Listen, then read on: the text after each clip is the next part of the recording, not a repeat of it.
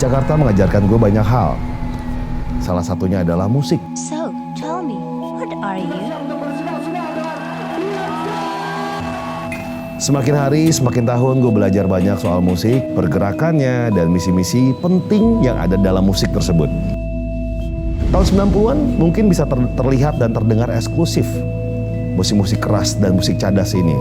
Tapi tahun 2000-an awal muncullah fenomena baru, yaitu mereka mulai masuk ke pensi. Kemarin gue liat videonya muter-muter Bandung loh. Ke Bandung sama Jogja sih. Cuman emang apa ya, emang udah lama juga gue gak kesana. Agak-agak ini juga gue agak-agak terkejut juga dengan perkembangannya. Terutama Jogja tuh. Jogja makin maju ya? Sangar sih, bukan sekedar maju dalam artian kayak karyanya bagus-bagus aja, tapi variatif banget. Sampai yang ya lo nggak pernah lihat lah di Jakarta gitu, di Jogja. Betul. Kalau dulu kita ngomongin tahun 90-an ya, kita mau tarik jauh nih. Gue inget banget pensi itu masih rame dengan R&B dan ska. Terus tiba-tiba tahun 2003, ya sejak tahun segituan 2000-an awal ya, itu mulai yang namanya upstairs muncul. Gimana penonton semua warna-warni gitu. Lalu ngeliat itu gimana tuh? Iya, itu shifting sih sebenarnya, bergeser tau nggak? Itu emang tadi kita ngobrol bibis ya. Emang dari situ juga cikal bakalnya. Jadi kayak ada kesadaran kolektif gitu bahwa ternyata ini ada opsi ya dalam musik anak muda lah katakanlah kayak gitu ya. Ada opsi yang musiknya variatif tapi punya benang merah perlawanan yang sama gitu. Betul. Jadi ada yang pop, indie pop banget sampai yang mau keras banget juga itu punya benang merah gitu. Nah, labelnya sama ya. Labelnya sama. Dan itu memang tadi kita ngobrolin gitu. Apa ya, untuk pertama kalinya disuguhkan secara bareng-bareng gitu. Double Discman baterai 2A. Dan yang nggak bisa dipungkiri gitu kalau dari berbagai macam band yang saat itu ada gitu, band anak-anak ya, dalam artian dari so-called indie scene di Jakarta ya, sama ujung tombaknya waktu itu ya upstairs. Betul. Itu yang kayak bisa masuk ke jadi obrolan umum anak-anak sekolahan SMP SMA lah saat itu. Jimmy salah satu penulis lirik cinta favorit gue sih. Sangat sih ya. Iya, sangat. Nah itu udah talenta kalau masuk itu. Cuma maksudnya jadi kan punya segalanya ya kan. Tapi kultur itu bertahan lama ya. Kayak si upstairs dengan Modern Darlingnya gitu kan. Terus si muncul Brandals, terus si Good Night gitu kan. Dengan track top olahraganya itu zaman dulu ya. Tapi menurut gue sih sebenarnya salah satu yang paling memiliki impact saat itu adalah justru soundtrack Janji Joni sih. Serius loh? Iya. Kenapa tuh? Karena ya film yang disukain anak muda saat itu, ditonton sama semua orang. Jadi scene pembuka dari film Janji Joni itu lagunya Teenage Death Star. Salah satu band paling kestrek lah saat itu gitu kan. Gitu lagunya paling ngaco juga.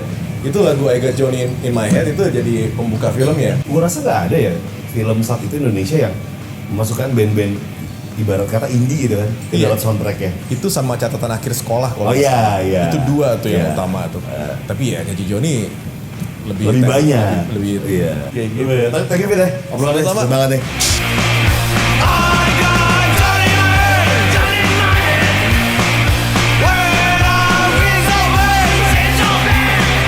Gue kesini kan nyari album-album kompilasi zaman dulu nih, tahun 2000-an. Tadi soalnya udah ngobrol sama David Tarigan. Pakar tuh. Dia mention satu album yang menurut dia tuh kayak memperkenalkan band-band ini ke orang-orang yang mainstream. Yaitu kompilasi Janji Joni. Punya nggak? Ada. Mana? Wih, ini dia nih. Cuma sampai sekarang dia janji terus ya. Janji mulu ya. Udah ditepatin tuh janji. Iya bener. Nah ini nih satu lagu ketika di Adams yang konservatif nih lagunya nih tenar nih ya. Iya. Tuh di Adams ada Zeke de Popo, di Jonis. Wah ini mobil lama banget nih. Jonis tuh bagiannya dari Pure Saturday. Yoi. Ada David Tarigan juga. Yoi bener. Gutet Electric juga ada. Sore. White Shoes. Nah ini dia nih. Ngeri. Tapi di sini nih, kan gue liat banyak band-band Indonesia nih, tahun lama sama tahun sekarang nih. Itu emang awalnya emang khusus band-band anak-anak nih berkata atau gimana nih? Ya awalnya sih semua pedagang itu dari kolektor ya. Iya, iya. Kemudian gue mulai 2001. Dan itu intinya gue support musik Indonesia, cinta musik Indonesia, cinta rilisan fisik Indonesia. Betul. Support ya selalu. Dari Sabang sampai Merauke, mau indie, underground, scene apapun gue ikutin dulu. Nah tuh mereka datang bawa CD, kaset gitu kan. Apapun bandnya gue tampung, gue pikir wah siapa lagi gitu. Iya. Banyak sih yang mulai juga kayak gitu, cuman katanya sih mereka yang bilang wah ini kita dulu lah yang masukin gitu. Iya. Satu kayaknya untuk apalagi untuk semua aliran ya. Iya, zaman dulu kan kayak cuma anak pang doang, lapak gitu kan. Metal, reggae, iya. Punk rock, apapun. Iya. Kalau lu tuh semua tuh ya. Hip hop, semua gue underground. Jakarta tuh kita tuh kurang banget yang namanya venue. Lu tuh nggak boleh main di luar, di tempat-tempat lu ditolak sana sini. Dulu kan kayak takut, takut alatnya rusak, takut tempat gue jadi hancur, takut ada vandalis yang tidak bertanggung jawab gitu kan. Rossi Musik hadir dan membiarkan orang-orang kayak ayo main tempat kita. Ketika lu dilarang di luar sana di venue-venue, lu boleh main di Rossi. Luar biasa.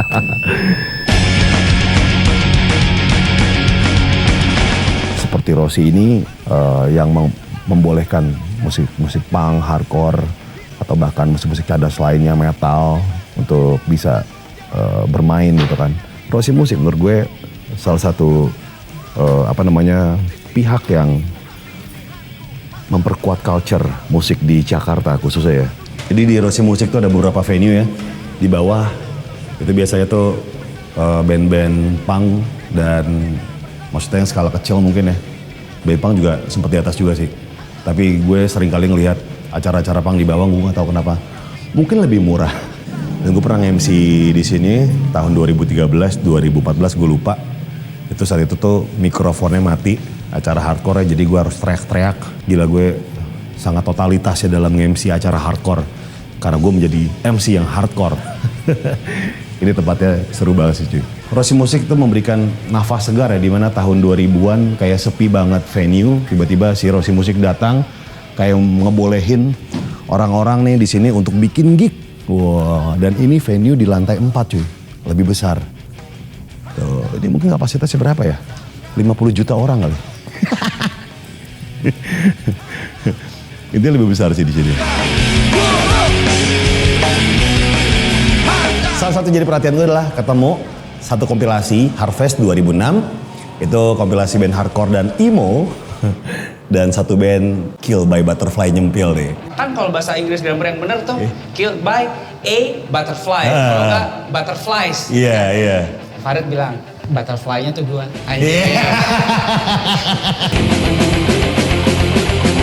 Band pertama di Jakarta emo siapa? Berarti KBB dong? Pada saat itu, gua doang yang ngakuin. KBB band emo. Tapi anak-anak gedek banget sama gua. Gak ada yang mau dibilang band emo, cuma gua bilang, itu udah paling emo, gua bilang rambutnya udah begini kan. Sempet lo, ini musik apaan sih nih, gayanya cewek banget. Iya, banci banget ya kan, emo apa-apa nangis ya kan ya. Gua sempet tuh gua ngeliat poster gua gambarnya, gua mau dipukulin. Gila gua bilang kan. Seangkatan lu siapa gitu? Ada Jakarta Flame. Jakarta Flame si siapa? Yang kayak Ruben Onsu. Si Niki Monyet kan lo tau? Yang kayak Monyet. Ya bener. Terus ada Side Project. Si Iksan ya? Iya, Iksan bener. Sama Doci. Seems Like Yesterday. Iya, itu seangkatan semua tuh? Itu seangkatan semua. Lu inget gak sih saat itu kayak selain poni lempar gitu, celana turun ketat. Wah, wajib. Gila.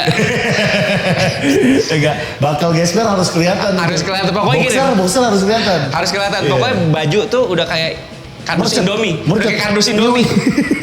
Pendek tapi lebar. Pokoknya baju, celana kolor, boxer, bakal, sama celana ketat. Iya kan? Kayak gitu tuh. Dan celana itu harus ketat banget ya. Kalau bisa lu masukin kayak plastik tuh. Kayak main zaman-zaman dulu ya kan.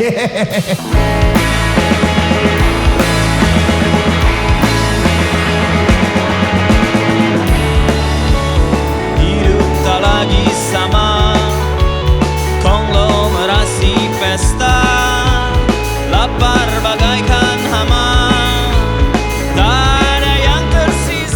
kaos terbaik adalah kaos band. Mungkin sedikit cerita soal pengalaman gue mengenai merchandise lokal.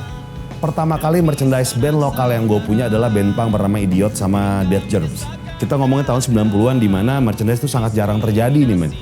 Karena orang-orang tuh saat itu tuh ketika menjual merchandise dengan harga mahal, bandnya bakal dibilang, wah komersil loh.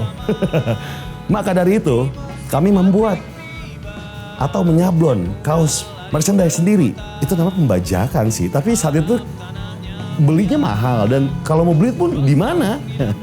Jadi sangat jarang terjadi orang-orang yang menjual merchandise. Nah, baru tahun 2000-an udah mulai berpikir tuh orang-orang band-band itu tuh untuk menjual merchandise sendiri. Tapi dengan harga yang tidak mahal. Karena sekali lagi ketika band itu menjual merchandise dengan harga mahal dibilangnya komersil. Dibilangnya wah bandnya katro nih, nyari untung nggak DIY. Nah menurut gue yang berhasil membuat harga merchandise, terutama kaos ya, menjadi mahal, dijual mahal adalah scene di Bandung. Gue inget banget saat itu tuh ada si Coil sama band hardcore Blind to See, dia menjual kayak long sleeve tuh mahal banget. Bagi kita tuh udah kayak 3 atau 4 kalinya harga merchandise band lokal di Jakarta. Dan saat itu kayak ini Bandung nih nyari untung banget nih. Tapi ternyata disitulah kayak tolak ukur atau barometer band-band mulai serius memproduksi merchandise-nya. Dengan harga mahal dibikin dengan bahan yang bagus, dengan sablonan yang bagus gitu kan, dengan hasil yang bagus gitu kan, kayak kita beli baju di distro, di di toko-toko mall-mall itulah saat itu kan. Jadi gua rasa sih Bandung udah mulai pelopor nih bisa dibilang nih. Ketika band-band tersebut menjual atau memproduksi merchandise-nya lebih serius lagi. Pada akhirnya tercipta kultur di mana fans-fansnya dari band-band tersebut tuh udah mulai menunggu si merchandise dengan rela. Yang tadi wah ini mahal banget nih, dia dengan sengaja, dengan ikhlas membeli band, kaos band favoritnya mereka.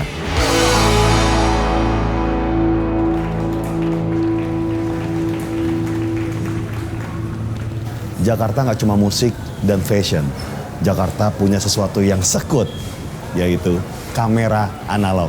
Nah, sekarang lagi musim nih Pak ya? Iya, lagi berkembang sekarang kelihatannya. Pernikahan, wedding sekarang udah pakai kamera analog semua. Iya, udah sering sekarang. Udah sering, pameran juga sering sekarang pameran. Pameran. Bahkan stage fotografi nih yang buat musik-musik juga sekarang banyak yang pakai lensa dan kamera analog. Oh gitu. Iya, banyak yang pakai. Berarti semakin semakin kesini Pak, yang nyari lensa dan kamera analog ke toko Bapak banyak loh Pak ya? Banyak anak-anak muda sekarang yang banyak. Banyak anak muda Pak ya? Anak muda yang banyak. Kalau menurut Bapak, kenapa sih mereka experience lagi nih soal yang namanya kamera dan lensa analog? Iya, kalau menurut saya itu kan coatingnya itu juga beda sama kamera sekarang. Betul. Iya, kalau coatingnya lebih bagus ini. Coating lensanya ya? Iya, hasilnya bagusan yang pakai lensa analog daripada kamera yang baru-baru sekarang. Oh, ada sih anak muda yang datang beli nggak cuma satu, besoknya beli lagi. Sering. Orang yang sama gitu. Banyak keracunan kali. Tapi yang pasti datang banyak anak muda ya? Iya, banyak anak muda sekarang yang mungkin ini.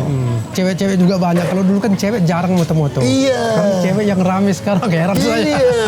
Banyak yang pengen mencoba ini. Analog ini. Iya. Yang seperti tadi gue bilang bahwa tren sudah kembali ke zaman dulu, di mana anak-anak muda sekarang bahkan yang suka dengan lensa dan kamera analog. Wah, sekut banget nih. Hatinya kesal, dah kocan, lalu dikempeskan.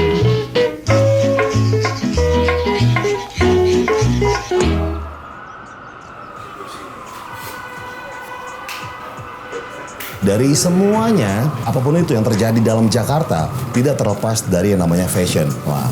Dan kali ini gue bersama Abeng, Persekutuan Duniawi, dan Dondi, To The Sky, dari Never to Levi's.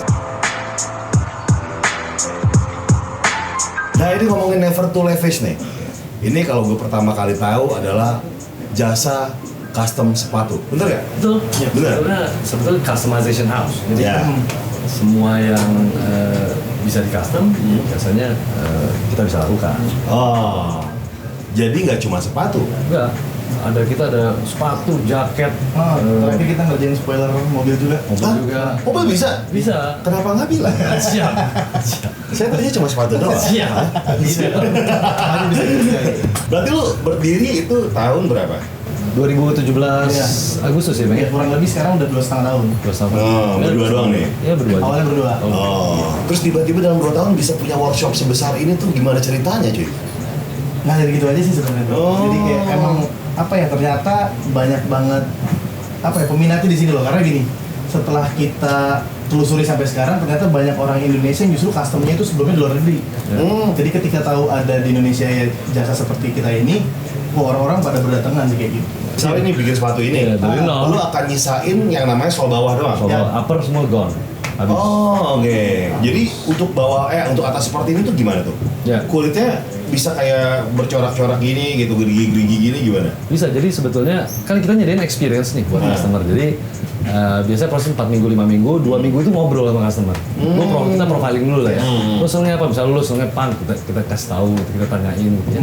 Kemudian sampai jadi mock up, begitu mock up selesai, mereka approve, baru kita produksi. Mungkin kenapa orang-orang suka, karena mungkin kayak gini ya, lu beli sepatu, ya itu kan mass production gitu ya. Dan lu kayak kiri kanan lu kalau ketemu di acara kayak sama, sepatuku. Kalau pakai ini jalan lebih ganteng. Iya, jadi one of one. Jadi tiba-tiba memang sepatu menjadi sebuah jati diri. Iya betul.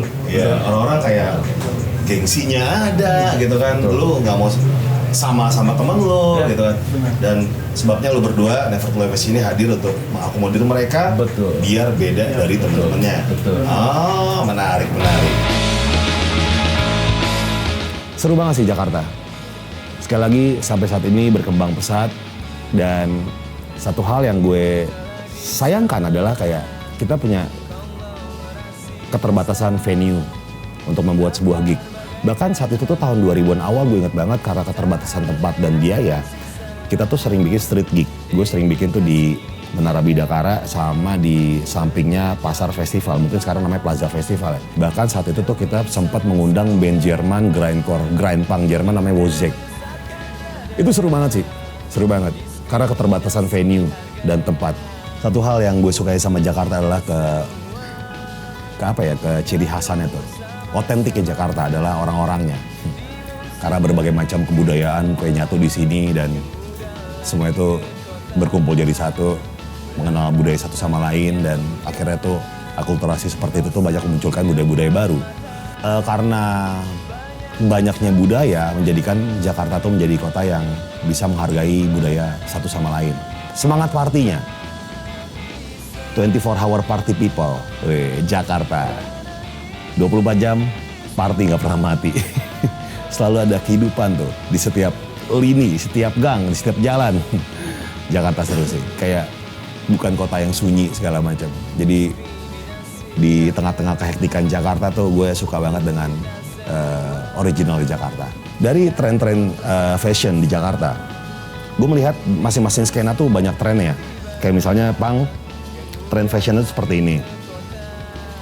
Celana kargo, dikasih emblem-emblem gitu kan. Banyak lagi deh, tren-tren tuh mulai setiap ada band baru yang memakai dandanan baru tuh kayak pada ngikutin gitu kan. Nah, setiap skena tuh beda-beda. Kalau indie pop tuh gue melihat kayak pakai track top garis 3 gitu kan. Biar sporty banget, mungkin melihat kayak Oasis, Blur, terus pada pakai topi pancing biar kayak Stone Roses gitu kan. Itu masing-masing tuh masih punya ciri khas fashion yang berbeda-beda. Seru banget tuh. 2000-an awal muncullah tren baru nih, yaitu adalah musik-musik penyayat hati alias emo. Wih. Jadi gue pengen cerita sedikit, gue tuh dulu punya record label namanya New Heaven Record. Tahun 2000 gue bikin label itu cuma 3 rilisan doang, iseng-iseng doang sih. Band pertama yang gue rilis adalah band Singapura namanya Jai Alai. Mereka berdomisili sekarang di Australia. Gue gak tahu sekarang bandnya masih ada apa enggak. Nah, pas gue denger tuh musiknya, oh ini adalah post-hardcore gitu kan. Ternyata tuh makin kesini, ternyata mereka menyebutnya dengan tren baru yaitu emo. Atau bahkan ada yang nyebut screamo gitu. Itu kayak ada tren baru yang tiba-tiba bermunculan. Ngelihat cowok, tapi kok dandanannya cewek ya. Oh nih, miring banget, berwarna, harus lurus banget gitu kan. Kayak dicatok gitu, kayak dulu bilangnya dicatok apa ya? di bonding, wah. Imo, pakaian merecet, tapi lebar, tapi pendek. Biar boxernya tuh kelihatan, karena celana itu harus turun kayak di bawah pinggul, biar boxernya kelihatan banget. Imo-imoan tuh mulai bermunculan. Musik, fashion, dan art di Jakarta akan terus berkembang dengan segala macam kisah dan keunikannya tersendiri, beriringan dengan banyak medium yang baru bermunculan. Dan yang pasti, kenangan nostalgia tentang Jakarta gue gak akan pernah lupa dari ingatan. Mungkin hal terbaik itu bukan mengulang, tetapi menemukan yang baru. Dan itu bagian dari jurnal hidup kita.